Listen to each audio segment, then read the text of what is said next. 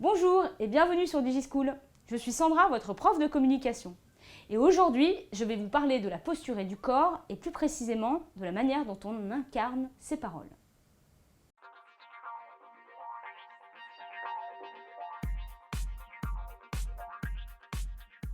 Une fois que l'on a compris quelles étaient les exigences du corps et quelles étaient ses caractéristiques propres et la place qu'il avait à l'oral, il faut être capable de savoir comment on s'en sert au moment de l'oral lui-même. Alors tout d'abord, il faut savoir canaliser ce corps. Parce que le problème, c'est que le corps, il peut partir dans tous les sens.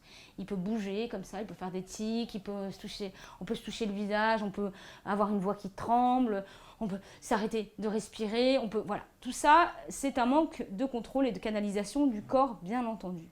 Alors pour cela, la canalisation du corps, elle va éviter les gestes parasites, les automatismes et les habitudes que l'on a quand on n'est pas face à un jury, mais qui sont souvent des défauts, et puis l'éventuel repli que l'on peut avoir à l'oral en se cachant par exemple un peu, en essayant d'éviter la situation.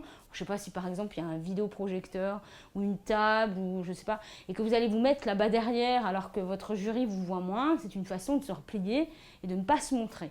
Mais il y a aussi la posture elle-même du corps, la manière dont vous allez vous mettre de face à votre jury, qui peut exprimer un certain repli. Donc attention à tout ça, il faut savoir canaliser le corps. Alors, l'oral, c'est une mise en scène de votre corps. Et c'est pour ça qu'il faut accepter d'être sur les planches, d'être en train de jouer un jeu. Alors, pour cela, pour mettre en scène, il faut qu'il y ait des variations dans ce que vous faites, que vous ne sente pas totalement statique, que vous n'ayez pas une posture complètement froide et immobile. Il faut que ce corps y vive, qu'il s'exprime et qu'il dise des choses lui-même en plus du contenu de ce que vous exprimez. Alors, c'est le jeu dont je vous parlais, évidemment, et vous avez tous une énergie qui vous est propre. Il y en a qui ont beaucoup d'énergie à l'intérieur, d'autres qui en ont moins. Ce qu'il faut, c'est arriver, pour ceux qui ont beaucoup d'énergie, à la canaliser et à faire en sorte qu'elle ressorte de manière assez pacifique. Et pour ceux qui manquent un peu d'énergie, de soulever un peu l'énergie à l'intérieur pour qu'on n'ait pas une posture trop monotone et trop taciturne, bien sûr. Et l'emphase, c'est pas mal à l'oral. L'emphase, c'est quand on essaie de rendre les choses un peu plus séduisantes, un peu plus intéressantes, un peu plus problématiques qu'elles ne sont, pour donner un peu de rythme et d'enjeu à ce qu'on fait. Alors votre gestuelle, elle est révélatrice, c'est pour ça qu'on en parle et c'est pour ça qu'on va essayer de la travailler. Parce que cette gestuelle, elle est possiblement l'objet d'une traduction ou d'une interprétation de la part de votre jury. Et même s'il ne fait pas ça de manière consciente, il y a des choses, des signes que vous allez envoyer qui vont lui faire savoir que soit vous êtes mal à l'aise, soit vous n'avez pas envie d'être là, soit vous êtes heureux, soit vous êtes énergique, etc. Donc ça, ces choses qui vont se révéler au moment de l'oral, il faut réussir à les dissimuler au maximum pour pas justement être jugé sur des choses qui ne sont pas propres à votre exposé lui-même, mais qui viendraient le parasiter. Donc, votre humeur peut changer le jour d'un oral, on peut être de mauvaise humeur, pourquoi pas. Mais il faut savoir ne pas montrer qu'on est de mauvaise humeur. Ça, c'est important. C'est une façon de contrôler son corps. Votre personnalité aussi, je parlais d'excès d'énergie ou de manque d'énergie, bien ça doit être régulé, aplani pour que, en fait, le jour de l'oral, on ne puisse pas exactement savoir quelle est l'énergie que vous avez en vous. Alors, évidemment, ça se verra un minimum. Mais ce qu'il faut, c'est essayer de faire en sorte que ce ne soit pas trop décisif ou trop clair. Et puis évidemment, la gestuelle, peut-être vous ne le savez pas, mais la gestuelle, elle est très culturelle. On peut même repérer de quelle zone culturelle vous venez.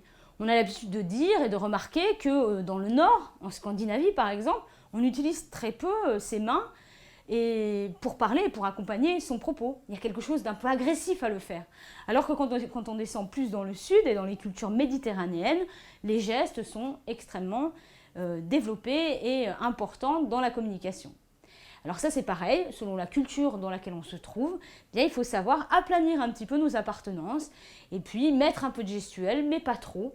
Donc il faut aussi s'habituer, évidemment, s'adapter à l'auditoire que l'on a en face de soi. Alors, du coup, qu'est-ce qu'une gestuelle bien dosée?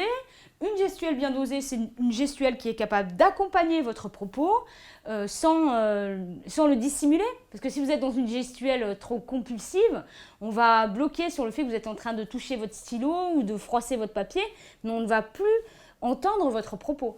Donc la gestuelle, elle doit vraiment accompagner ce que vous dites. Elle doit interpeller, puisque c'est elle qui va servir à donner l'impression au jury qu'il est avec vous et qu'il y a un échange qui se fait avec lui. Et enfin, elle doit captiver l'attention. Quand on a une bonne gestuelle mesurée, eh bien, évidemment, ce sera plus simple de retenir l'attention d'un public. Et ça, c'est important. Le corps évolue dans un espace. Il faut donc utiliser cet espace. Il faut savoir le gérer. Gérer l'espace, ça veut dire se déplacer et être au bon endroit, au bon moment, selon le propos qu'on est en train de développer. C'est bien de se déplacer parfois et puis de s'arrêter d'autres fois. Ça peut donner un rythme. Ne vous cachez pas à l'oral. Ne dissimulez pas votre corps, puisque ça donnera un effet vraiment terrible. On aura l'impression que vous n'avez pas envie d'être là, et ça, c'est très gênant pour l'auditoire. Et enfin, il faut chercher à s'imposer, à être là et se dire qu'on a la légitimité d'être là, qu'on a des choses à dire. S'imposer sans agresser. Ça, c'est très important. S'imposer sans être confrontant et en le faisant dans le dialogue avec votre jury. Merci, j'espère que cette vidéo vous aura plu. N'hésitez pas à vous abonner à notre chaîne et à laisser des commentaires si vous le souhaitez. Et à bientôt sur DigiSchool.